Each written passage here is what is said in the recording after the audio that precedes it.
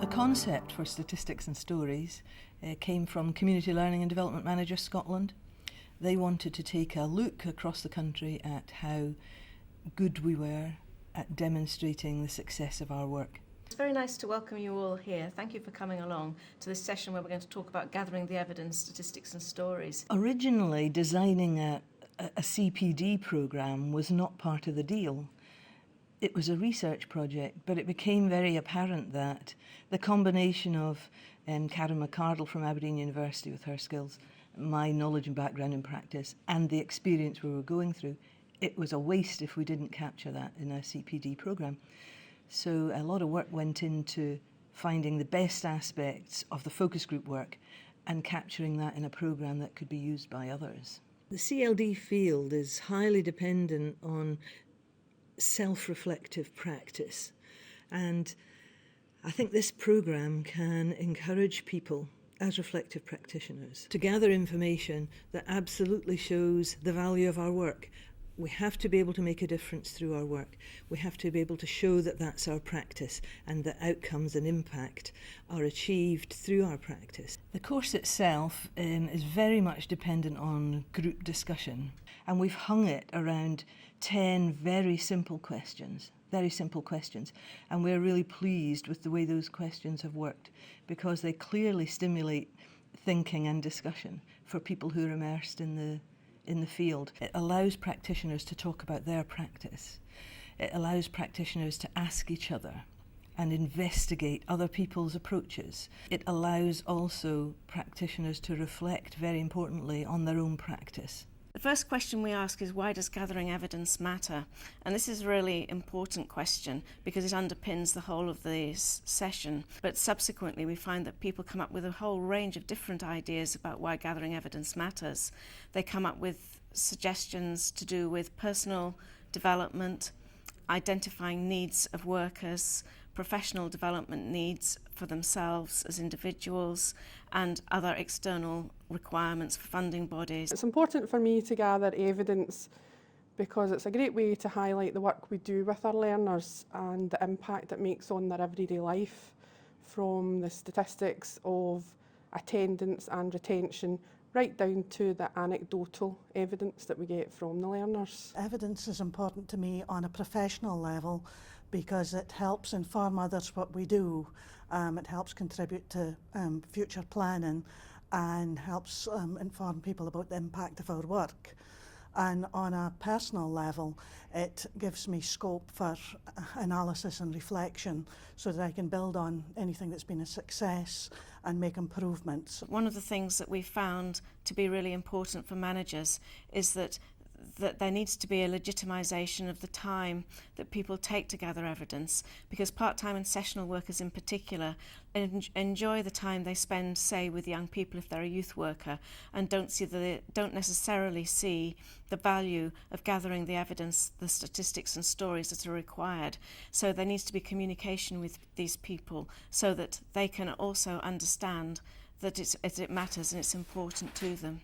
Evidence gathering is absolutely vital within CLD. In the current climate, there's a host of different priorities, and the only way we can select what the true priorities are is by using the evidence that we have. There's lots of myths and barriers with regards to evidence gathering. The first myth is that the evidence is merely used for scrutiny. However, the evidence is used up and down the line as part of an improvement journey for those at grassroots level, for those at middle management level, and certainly at a strategic level it's used to direct resources and direct priorities. Can we move on to the second question now, which is to think about exactly what is evidence? Evidence is hard and soft. It can be anecdotal and also the statistics. People often talk about data, and what they mean by that is the statistical or numerical information they gather, and that's frequently the information that's required by senior officials in local government or by funding bodies. They want to know how many people have participated, so it's very closely related to value for money choices. But the other side of the evidence that's important is the anecdotal or stories evidence, and this is evidence about the progression that occurs for individuals who are participants in CLD work, and that's the evidence that is often most difficult to communicate. And we felt it was important that people should explore how you can use anecdotal evidence in a way that is robust and has impact and shows output. Our next focus is on who gathers the evidence. So we've got a series of very important questions here. So who gathers the evidence? And that's really interesting because clearly practitioners have got a grassroots role in gathering evidence. Let's go on to question 3, which is who exactly gathers the evidence? Somebody like to respond to that? Okay, there's an argument that everybody should be doing it at different serious levels. And also that it's necessary to do it. So the who gathers evidence brings in some interesting comments generally about practitioners, but also locality managers, partners and senior managers for whom the evidence is vitally important. Often people at grassroots level think it's the senior managers in CLD who gather evidence, but in actual fact it's the people who are doing the gathering need to be people working at the coalface. And so we think that people who gather evidence needs to include the caretaker or janitor, who's the first person who sees people. It needs to include in particular the sessional and part-time workers who may be the first people who meet participants. It needs to include everybody at all levels. So we've thought of quite a wide range of people who gather the evidence. So the next question is to think about how exactly do we go about gathering the evidence. Sometimes you work it into your leaps or your planning mechanisms. Yes. How you're going to do it. Yeah. Yeah, I think at the beginning of a piece of work you do plan ahead and also take advantage of opportunities if they do come up. I think if somebody says something you think that's quite meaningful, it might take a minute to say, right, can we talk about that a bit more or as a group, and even just noting that in some of your session recordings, or we do personal learning plans. Yeah. So it's a lot of the basis of our work, so I'll maybe make a wee note in quotation marks. People often do a lot of evidence gathering without realising that this is what they're doing. People think about the statistics because they're required to gather the evidence of how many people cross the threshold. But we also try to explore the ways of gathering evidence that are more qualitative, such as having a hurrah box, which is when somebody says to you that they wouldn't have got the job if they hadn't had the confidence that they got from the CLD worker. It's really good to write that down and not lose it. Another example is reflective diaries, because we all as CLD workers are meant to keep reflective diaries, and this is where we can show progression. We can show that people have come to us lacking self-esteem, lacking confidence, but at the end of a programme or working with us over a period of time, they've got a job, they've gained in confidence, they've reached their potential, and they've moved on. We also explore how you go about gathering evidence in terms of planning in advance. You need to plan evidence gathering. So we look at how you might use things like LEAP, which is a common form of planning. We also look at how you can go about gathering evidence that maybe is informal and appears without expectation, and how you can harness that evidence and use it later on. What I did was put up flip chart boards and had speech bubbles in the rooms, and just any time that they were actually saying something, I would say, oh, go and write that down, or if they didn't want to, I would do it as well, you know. Question 5 are, what is the best evidence you've gathered? This is a great one for us because there's a huge amount of enthusiasm always for practitioners to describe their work. And we use a methodology with pictures so that people can consider what has been their best piece of evidence. And there's always a lot of discussion generated. People are very keen to talk about the positive impact their work has. I chose this picture because it represented both hard and soft evidence. The hard evidence was statistical data, which made the analysis quite robust and credible, and the soft data was drawn for case studies and focus groups, and so that gave the anecdotal evidence that brought the project to life. Frequently we find that people are very good at describing the piece of work behind the evidence, so we try very hard to pull out from their description what it was that made it the best piece of evidence, and often that's things like it being robust, about it being something that moved them, stimulated their imagination, made them feel that their job was worthwhile, And by exploring these concepts, we find out what it was the CLD worker has done that made the difference to the person or the participants that they're describing. The follow-on naturally to that is, why was it the best? And here we really need participants to think about that.